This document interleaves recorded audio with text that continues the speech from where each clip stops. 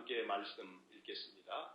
평강의 하나님이 친히 너희를 온전히 거룩하게 하시고 또 너희의 온 영과 혼과 몸이 우리 주 예수 그리스도께서 강림하실 때에 흥없게 보존되기를 원하노라. 너희를 부르시는 이는 믿으시니 그가 또한 이루시리라. 아멘. 나를 회복시켜 주옵소서.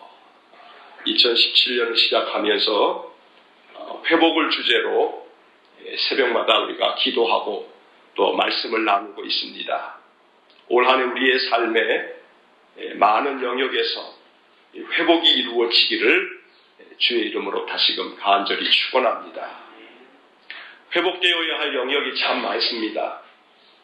그러나 이번 새벽 기도회에서는 그 회복의 모든 영역을 다 다룰 수는 없고 그 가운데서 6가지 이 회복의 영역들을 우리가 하루하루 살펴보고 있습니다.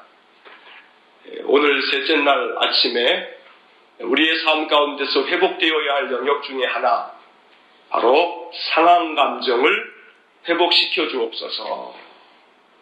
한번 같이 고백해 보겠습니다. 상한 감정을 회복시켜 주옵소서. 상한 감정을 회복시켜달라. 이것이 우리에게 있어서 회복되어야 할 중요한 영역 중에 하나임을 고백합니다. 오늘은 좀 어려운 이야기를 먼저 나누어야 할 것 같습니다.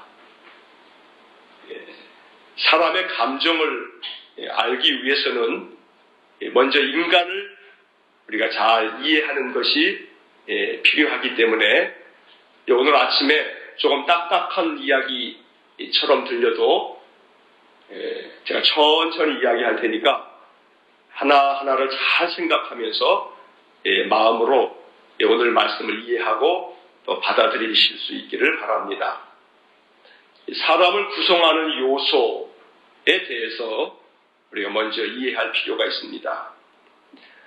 성경은 사람이 어떻게 구성되어 있느냐, 오늘 본문의 말씀이 이것을 가르쳐주는 하나의 구절이기도 한데 23절 말씀을 보시면 평강의 하나님이 친히 너희를 온전히 거룩하게 하시고 또 너희의 온 영과 혼과 몸이 우리 주 예수 그리스도께서 강림하실 때에 흠없게 보존되기를 원하노라.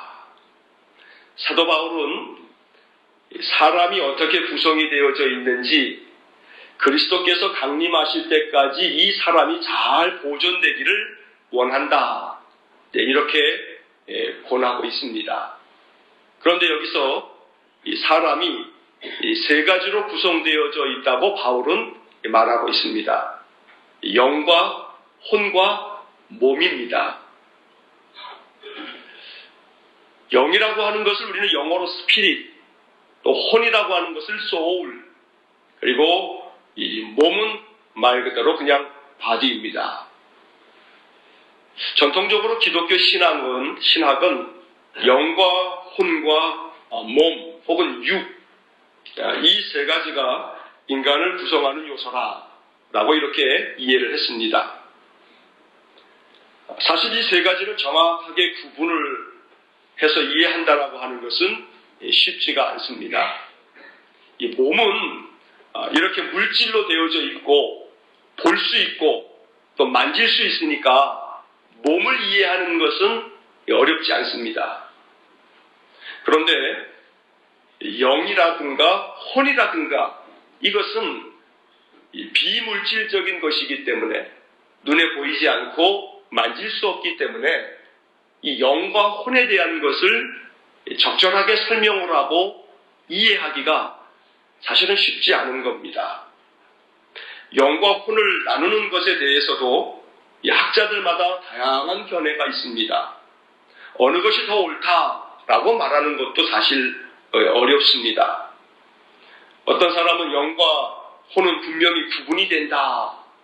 영은 이런 거고 혼은 이런 거다. 이렇게 구분하는 사람도 있는 반면에 이 영혼은 하나다 라고 이렇게 말하는 사람도 있습니다. 물론 또 어떤 사람들은 영혼은 없다. 그저 인간은 물질로 되어져 있는 것이지 영혼이라고 하는 것은 없다. 이렇게 얘기하는 사람들도 다소 있습니다. 어떤 견해이든지 간에 영혼은 물질이 아니라는 사실, 그리고 몸 안에서 몸을 움직이게 하는 원동력으로 이해를 하면 일단 좋겠습니다. 영혼, 바로 이것은 우리 몸 안에서 우리의 몸을 움직이게 하는 원동력이다. 이렇게 그냥 쉽게 생각을 하자는 것입니다. 영혼이 무엇인지에 대해서 우리가 생각하려면 많은 논의가 필요합니다. 오늘은 그 가운데에서 영혼의 기능, 바로 이것을 좀 생각해 보아야 하는 것입니다. 왜냐하면 상한 감정을 회복시켜 주옵소서. 바로 이것이 우리 안에 잘 이루어지기 위해서 우리는 영혼이 어떤 기능을 하고 있는가, 이거를 좀 알아야 상한 감정을 어떻게 회복해 갈 수 있나, 이것을 우리가 터득해 갈 수 있기 때문에 그렇습니다. 영혼을 시간적으로 구분을 하자면 영혼의 기능은 이런 기능을 담고 있습니다. 이 기억과 판단과 또 상상입니다. 과거에 대해서는 사람들이 그 영혼이 이 과거를 기억을 합니다. 이 기억을 할 줄 아는 것은 인간에게 영혼이 있기 때문에 그렇습니다. 또 현재 일에 대해서는 이 판단이라고 하는 것을 할 줄 아는 게 이게 영혼의 기능입니다. 현재 내게 주어져 있는 많은 상황들을 시적절하게 판단할 줄 아는 겁니다. 또 미래에 대해서는 상상할 줄 알고 전망할 줄 아는 것, 이게 바로 인간이 가지고 있는 영혼의 기능이라고 말할 수 있습니다. 많은 생명체가 있습니다만 과거를 기억할 줄 알고 현재를 판단할 줄 알며 미래를 상상하거나 전망할 줄 아는 그런 생명체가 없습니다. 이것은 하나님께서 인간에게 영혼이라고 하는 것을 불어넣어 주심으로 인간에게 있는 고유한 영혼의 기능이라고 말할 수 있는 것입니다. 현대 과학자들은 이러한 기능들을 관장하는 것이 뇌다, 이렇게 생각을 합니다. 그리고 뇌를 많이 연구했습니다. 뇌의 어느 부분에서 기억을 관장하고 있고 또 뇌의 어떤 부분은 상상이 발동이 되면 바로 뇌의 이쪽 부분이 활성화가 되더라. 또 뇌가 가만히 뇌를 이렇게 들여다보고 있으면 사람이 현재 많은 일들을 판단할 때는 판단하는 부위가 다르더라. 기억을 할 때, 판단을 할 때, 어떤 상상을 하고 전망을 할 때 이 뇌가 어느 부분이 활성화되어지는 것을 보면서 이쪽은 기억을 관장하는 것이구나. 이쪽은 판단과 혹은 상상과 이런 영역들을 담당하고 있는 것이구나. 이렇게 과학적으로, 의학적으로 밝혀내고 있는 것입니다.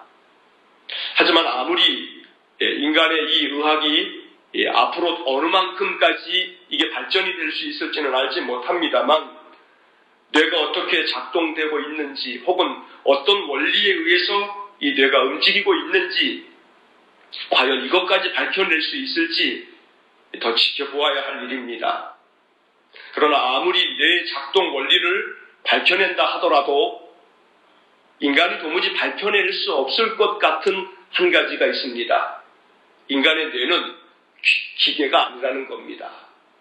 결국 이 말은 천편일률적으로 적용할 수 있는 그런 법칙이라고 하는 것은 불가능하다는 겁니다. 인간은 어떤 사람들은 작은 우주와 같다라고 말합니다. 인간의 뇌 속에서 이루어지는 일들은 작은 우주와 같아서 그 우주 같은 일을 인간이 어떻게 판단하거나 또한 어떻게 조절할 수 있는 것에는 지극히 한계가 있을 수밖에 없다는 것입니다. 결국 영혼의 기능이 결국 뇌 속에 있다라고 이야기한다 할지라도 해결할 수 없는 문제는 이 뇌의 모든 작동 원리가 결국 인간이 어떻게 범접할 수 없는 우주와 같은 그런 영역이기 때문에 결국 인간의 뇌의 작동 원리는 신비적이다, 신비와 가깝다라고 말할 수 없다는 것입니다. 또 하나 영혼의 기능 중에는 이렇게 이야기를 표현해 볼 수 있습니다. 의식의 영역이 있고 감정의 영역이 있습니다. 사람은 영혼을 가지고 있기 때문에 의식을 할 수 있습니다. 의식이라고 하는 것을 쉽게 이렇게 생각하면 됩니다. 생각하는 힘, 바로 이게 의식입니다. 하나님의 형상을 닮은 인간의 고유한 특성은 바로 생각할 줄 안다는 것입니다. 물론 심리학자들은 이 생각의 힘, 의식에 대해서도 의식과 무의식을 구분하고 있기도 합니다만 어찌되었든 의식이라고 하는 것은 인간의 영혼이 가지고 있는 고유한 특성이기도 합니다. 그러나 또 한 가지 중요한 이 영혼의 기능과 특성 중에 하나는 바로 감정입니다. 이 감정이라고 하는 것은 의식의 영역과 무의식의 영역으로 나뉘어져 있기도 합니다. 무슨 이야기냐 하면 내가 의식적으로 내 감정을 느끼거나 또 인식하는 그런 감정도 있는 반면에 마치 무의식을 우리가 인식하지 못하는 것처럼 감정에 있어서도 무의식적인 감정이 있다는 겁니다. 그래서 내가 표현할 줄 아는 감정, 내가 느낄 줄 아는 감정, 내가 마음 가운데서 이렇게 알 수 있는 감정이 있는 반면에 내가 알아차리기 어려운 내 마음속 깊은 곳의 감정도 있더라는 겁니다. 인간에게 있어서 감정이라고 하는 것도 역시 마찬가지로 우주만큼이나 복잡합니다. 사람의 감정을 그저 수학적으로 이렇게 풀어낼 수가 없다는 겁니다. 어찌 사람의 감정을 그저 수학처럼 정확하게 당신은 이러이러하니까 이러이러해서 당신의 감정은 지금 이렇지 라고 감정을 정의를 내릴 수도 없습니다. 자, 여기서 우리가 오늘 이제 상한 감정을 회복시켜 주옵소서 이 기도에 대하여 기도뿐만 아니고 우리가 알아가야 할 중요한 사실들을 점검해 봐야 합니다. 감정, 이 감정 가운데 내가 의식할 수 있는 감정, 내가 조절할 수 있는 감정, 내가 통제할 수 있는 감정은 두 번째 치더라도 내가 의식하지 못하는 감정, 내가 통제할 수 없는 감정, 이런 것들은 도대체 어떻게 해야 되는가? 이 감정의 문제를 우리는 잘 마음 가운데 배우고, 그리고 이 감정을 내가 어떻게 다스려 갈 건가? 또 오랫동안에 쌓여져 있는 내 마음속 무의식 속에까지 자리 잡고 있는 이 상한 감정을 어찌할 건가? 마음을 기분 좋게 하는 감정은 괜찮습니다. 내가 그렇게 건드리지 않아도 좋은 감정이니까 이 감정이 어떻게 되든 그에게 계속해서 우리의 마음을 좋게 만들 겁니다. 그러나 문제는 이 상한 감정입니다. 상한 감정을 잘 다루지 못하면, 상한 감정을 잘 조절하지 못하면 이 상한 감정으로 말미암아 우리의 의식까지 영향을 받아서 우리의 삶에 많은 괴로움이 이 감정으로부터 말미암기 때문에 그런 것입니다. 그래서 오늘은 이 상한 감정에 대해서 이제 몇 가지를 생각해 보려는 겁니다. 자, 첫째로 기억하셔야 할 것은 이 감정이라고 하는 것은 항상 정보에 의해서 영향을 받는다는 사실입니다. 감정이라고 하는 것이 과연 뭐냐? 여러 가지로 설명할 수 있겠습니다만 저는 이렇게 생각을 합니다. 감정이라고 하는 것은 입력되어진 어떤 정보에 따르는 출력이 감정입니다. 무언가가 내 안에 입력이 되어지고 그 입력된 것으로 말미암아 내 마음속에서 출력된 마음의 일부분, 이게 감정이라는 겁니다. 정보가 인풋이 되면, 입력이 되면 이 감정이라고 하는 것이 아웃풋, 출력이 되는 것입니다. 쉽게 이야기하자면 좋은 말을 듣거나 좋은 것을 보거나 또 그렇게 되면 마음이 어떻습니까? 흐뭇해집니다. 기분이 좋아집니다.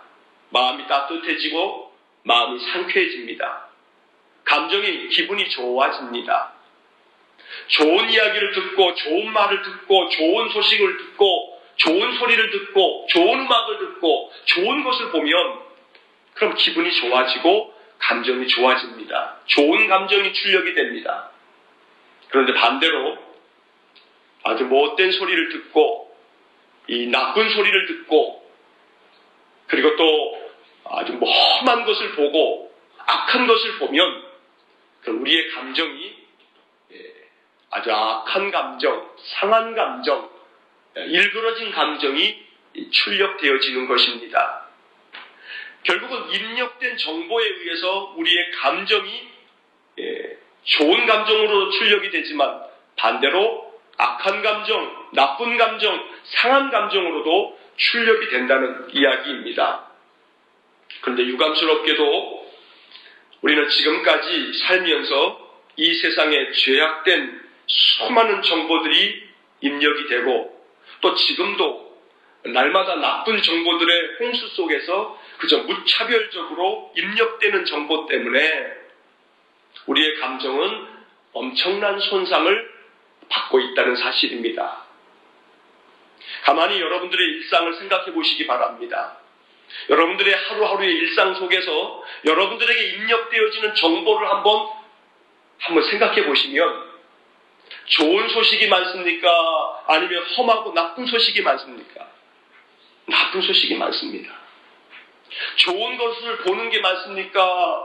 험하고 듣고 나쁜 일들을 더 많이 보게 됩니까? 나쁜 것들을 더 많이 봅니다. 그러다 보니 자연스럽게 입력되어지는 정보가 이렇게 상하고 험하고 나쁘고 못된 것들만 입력이 되어지는 세상 속에서 살다 보니 자의든 타의든 입력되어지는 이 정보의 이것들 때문에 우리의 감정이 많이 상하여 있다는 겁니다. 상한 감정이라 하는 것이 단순히 개인과 개인 속에서 만들어지는 그 상처 입은 감정을 지금 이야기하자는 것은 아닙니다. 그것은 작은 영역에 불과합니다. 좀 더 큰 의미에서 우리 안에 이 상한 감정, 우리가 이것을 이해해야 하는 것입니다. 감정이 입력되어지는 정보에 의해서 영향을 받는다 하는 이 말씀을 생각할 때 우리는 이 입력되어지는 이 외부의 정보를 내가 통제할 수 없다라고 하는 사실을 인정할 수밖에 없습니다. 여러분들 안에 주입되어지는 수많은 정보를 우리가 다 차단할 수가 없습니다. 그런데 결국은 이 우리에게 들어와지는 모든 정보, 이 입력되어지는 정보, 이것을 우리가 스스로 통제할 수 있는 것에는 한계가 있습니다. 사실 우리에게 입력되어지는 정보는 우리의 감정에 영향을 미치는 정보는 좀 전에도 말씀드린 것처럼 소리에 의해서 우리의 감정이 영향을 받는 정보가 들어옵니다. 듣는 것 때문에. 또 하나는 보는 것 때문에. 매우 악하고 험한 것을 보고 나면 그것이 정신적으로 충격이 되기도 하고 매우 감정이 상하기도 합니다. 제가 얼마 전에 아침에 새벽 기도의 설교 시간에도 그런 이야기를 드린 적이 있습니다만 하나님께서 우리 인간을 만드시면서 이 정보가 입력되어지는 그러한 이 신체 기관을 만들어 주셨는데 자, 보는 것은 어디로 입력이 됩니까? 눈으로 입력이 됩니다. 근데 안 보고 싶으면 어떻게 하면 됩니까? 눈을 감으면 됩니다. 보는 것에 관련되어져 있는 정보는 우리가 쉽게 통제할 수 있습니다.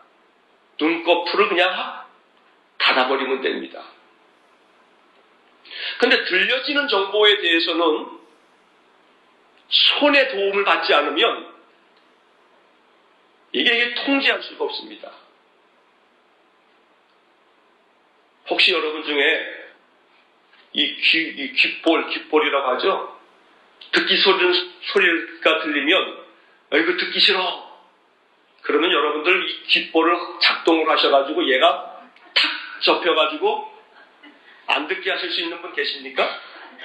없습니다. 눈으로 들어오는 이 보는 정보는 눈꺼풀을 내가 의식적으로 닫으면 됩니다. 근데 귀로 들어오는 정보는 내가 의식적으로 이 귓볼을 확 내려가지고 귀를 막아버릴 수가 없습니다. 그래서 가만히 그 이후에 또 생각을 하기를, 하나님 참 왜 그러실지, 이것도 작동되게끔 하시지. 그래서 듣기 싫은 것이 있으면 에이 듣기 싫어 하고서 이걸 확 닫아버릴 수 있도록 만드시지, 왜 얘는 이게 통제가 안 되도록 이렇게 그냥 귀 옆에다가 붙여놓으셨는가 하는 생각도 곰곰이 해봤습니다. 그런데 결국 하나님께서 어떠한 뜻을 가지고 계신지는 알 수 없습니다만, 입력되어지는 이 시각적인 정보는 적절히 통제가 되지만 귀로 들려오는 청각적인 정보는 시각적 정보보다 통제가 불가능하다 하는 사실입니다. 그래서 상한 감정은 어떤 정보에 의해서 더 많이 발생되냐 하면 청각적 정보 때문에 더 많이 발생이 됩니다. 귀로 들어오는 정보 때문에 마음이 상한 겁니다. 여러분 가만히 지금까지 여러분들의 삶을 뒤돌아보셔도 마찬가지입니다. 여러분들이 감정이 상할 때 왜 감정이 상합니까? 뭔가 들었을 때 그렇습니다. 뭔가 봤을 때 감정이 상하기보다는 무언가 들었을 때 감정이 훨씬 더 쉽게 상합니다. 이게 사람이 가지고 있는 작동 원리입니다. 자, 그러면 여기서 이제 한 걸음 더 나가서 어찌하면 좋겠냐 이 말입니다. 말씀드린 것처럼 들려오는 정보를 이 귓볼이 탁 닫아가지고 통제하기가 어렵습니다. 안 됩니다, 이게. 그러면 들려오는 수많은 이 소리들, 이 많은 소리들, 소리가 아니라 우리의 감정을 상하게 만드는 것은 소리가 아니라 소음입니다. 결국 어떤 소리가 입력되어지든지 간에 이제 중요한 것은 이 입력되어지는 소리를 통제할 수 없다면 입력되어지는 소리를 해석해야 합니다. 상한 감정을 회복시켜 가기 위해서 우리에게 필요한 것은 입력된 정보를 내 안에서 재처리할 줄 아는 능력이 생겨야 한다는 겁니다. 이미 입력되어진 정보, 그래서 내 안에서 아직도 기억이라고 하는 영혼 때문에 계속 기억이 됨으로 말미암아 이 상한 감정이 아직도 해결되지 못하는 것이 있다면 내 안에서 입력된 모든 정보들을 다시금 새롭게 해석할 줄 아는 해석의 장치를 우리가 가지고 있어야 한다는 겁니다. 오폐수가 가정마다 발생이 되죠. 오수가, 폐수가 그저 하수구를 통해서 흘러내려갑니다. 자, 늘 날마다 주어지는 이 오폐수 자체를 통제하기가 쉽지 않습니다. 그렇다면 이 오폐수를 처리할 수 있는 이 하수 처리장을 우리가 넓히면 되는 겁니다. 들어오는 것들을 더 줄여야 하는 것도 필요합니다만 들어오는 것 자체를 내가 어떻게 통제할 수 없는 상황이라면 들어온 다음에 내 안에 하수 처리장을 만들어서 이 하수 처리장으로 말미암아 내 속에서 처리해낼 수 있는 능력을 키운다면 상한 감정이 우리 안에서 회복될 수 있겠다 하는 것입니다. 결국 우리들의 인생의 삶에서 이 상한 감정은 자이든 타이든 개인에게 입력된 수많은 정보에 의해서 형성되어지는 쓰레기입니다. 상한 감정이 좋을 리는 결코 없습니다. 상한 감정을 보물처럼 가지고 있을 사람은 더더욱 없습니다. 그런데 이 상한 감정, 쓰레기 같은 이 상한 감정, 이 쓰레기 같은 상한 감정을 처리해야 하는데 이것을 처리하지 못하고 우리가 인생을 살아갔기 때문에 이 상한 감정으로 말미암아 많은 그런 어려움을 겪고 있는 것입니다. 여러분, 방 안에 쓰레기가 있습니까? 없습니까? 있어요. 집안에서 살다 보면 쓰레기가 자연적으로 나오죠. 그럼 집안에 쓰레기 나올 때마다 어떻게 합니까? 청소합니다.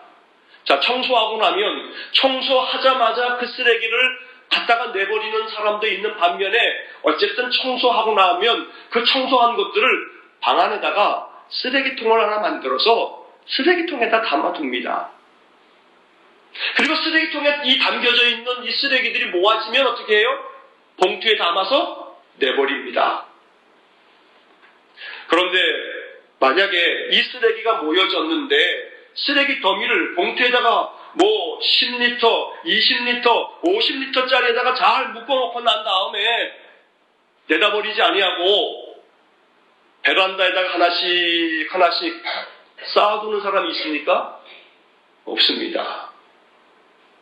우리의 마음속에 상한 감정이 인생을 살아가다 보면 수많은 입력되어지는 정보들 때문에 쌓이고 쌓입니다. 그래서 묶어둡니다.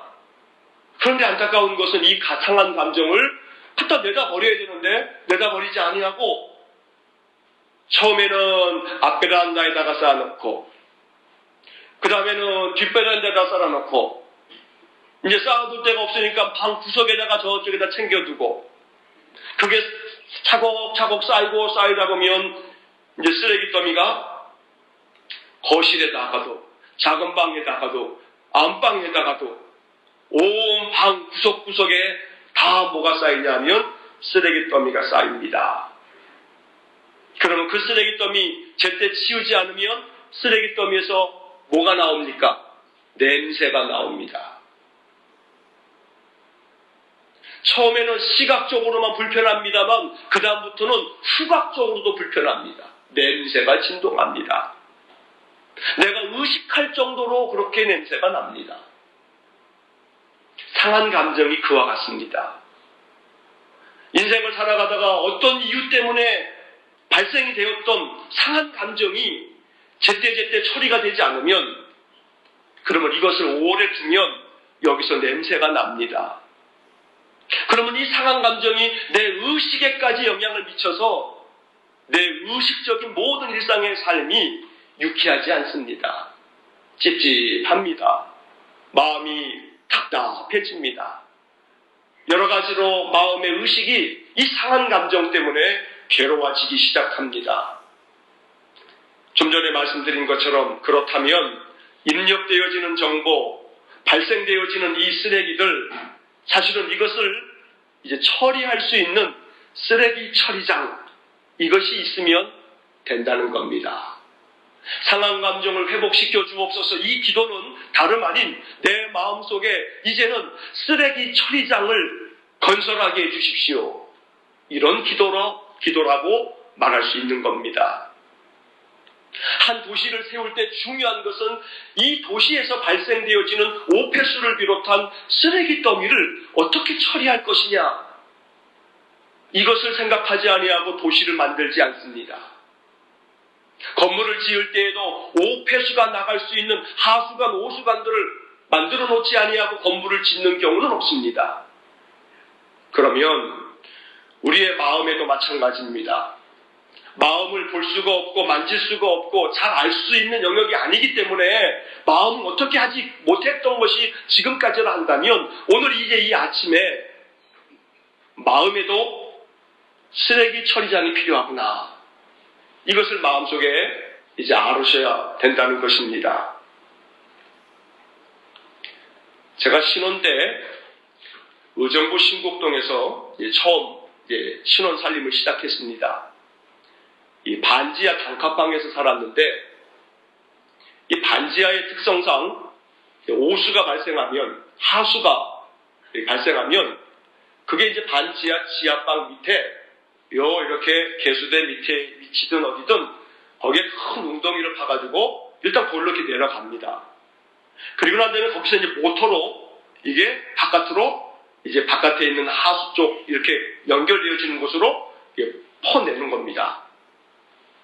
저희가 살았던 집이 지하가 저희 집하고 그 옆에 집이 같이 이렇게 두 칸이 있는데 그 집이 발생하는 오수도 밑으로 해서 저희 집 밑에 이 개수대 밑에 커다란 웅덩이 속에 이 관이 모여서 모일 때마다 일정하게 차면 모터가 바퀴 돌아가서 이 오수가 나가는 겁니다. 근데 이제 문제는 이제 여름철 장마철입니다. 이 신곡동이 지금 다 아파트로 개발됐습니다만 옛날에는 이게 아주 달동네 같은 그런 동네입니다. 여름에 비만 많이 오면 바깥에 하수가 제대로 하수관이 넘치게 되니까 그러면 이 반지하 방은 물이 역류가 됩니다.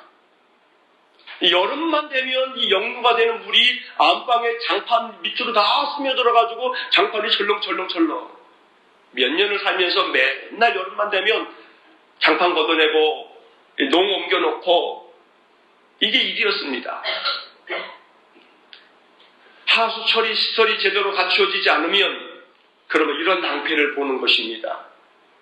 사람의 마음의 하수 처리의 능력 이것이 중요한데 입력되어지는 이 감정들에 대하여 어떤 경우는 억압이라고 하는 하수 처리 시설만 갖추고 있는 사람들이 있습니다.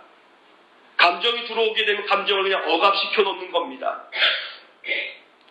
이것으로는 해결이 안 됩니다. 억압된 감정은 언젠가는 폭발하게끔 되어 있기 때문에 그렇습니다. 여러 가지 많은 하수와 같은 감정들이 들어올 때에 이 감정들을 어떻게 하면 좋을까? 그것은 바로 승화라고 하는 감정이 우리에게 필요합니다. 승화라고 하는 이 감정은 어떠한 현상을 또 다른 가치로, 또 다른 것으로 해석하는 그런 것이 바로 승화입니다.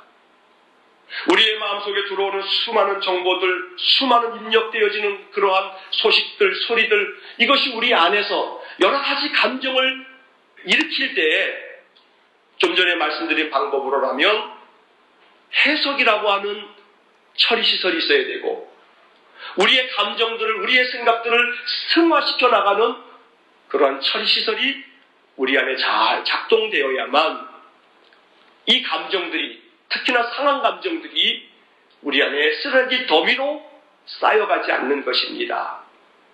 그러면 승화라고 하는 것을 어찌하면 좋을까? 결국 승화는 우리에게 들어오는 수많은 정보들에 대한 내 마음속의 신앙적인 해석, 이게 바로 승화입니다. 내 마음속에, 나의 삶 속에, 내 일상 속에, 내 인생 속에 펼쳐지는 많은 일들 속에 내 감정을 상하게 만드는 일들이 있을 때 이것을 신앙적으로 해석하는 겁니다.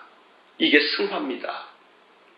신앙적으로 해석할 줄 아는 능력이 점점 더 커지게 되고 이 처리시설이 더욱더 잘 작동이 되면 상한 감정이 발생하지 않습니다. 지나간 과거 동안에 발생했던 그 어떤 상한 감정도 승화라고 하는 이 신앙적인 해석으로 말미암아 모든 상한 감정이 우리 안에서 재처리가 될 수 있다는 이야기입니다. 그래서 오늘 아침에 우리의 기도는 바로 여기에 모아져야 합니다. 하나님, 상한 감정을 회복시켜 주옵소서.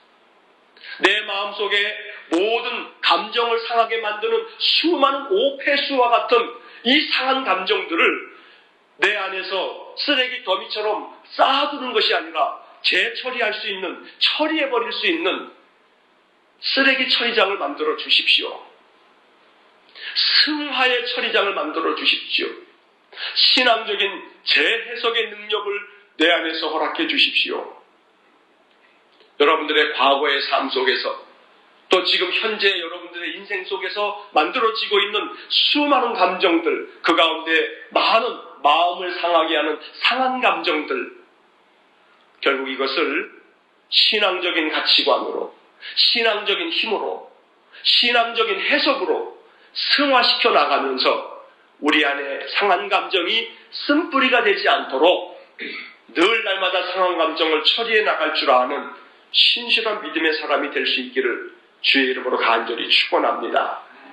시편 34편 18절에 보면 여호와는 마음이 상한 자를 가까이 하시고 충심으로 통회하는 자를 구원하시는도다. 이렇게 말씀합니다. 이 충심으로 통회하는 자라라고 하는 것을 세번역 성경에서는 영혼이 짓밟힌 사람들을 구원하신다, 이렇게 번역을 합니다. 인생의 삶에서 마음이 상한 자를 하나님께서는 가까이 하시겠다고 약속하시고, 그 영혼이, 그 마음이 짓밟힌 사람들을 구원해 주신다. 이것이 시편 34편 18절의 약속의 말씀입니다.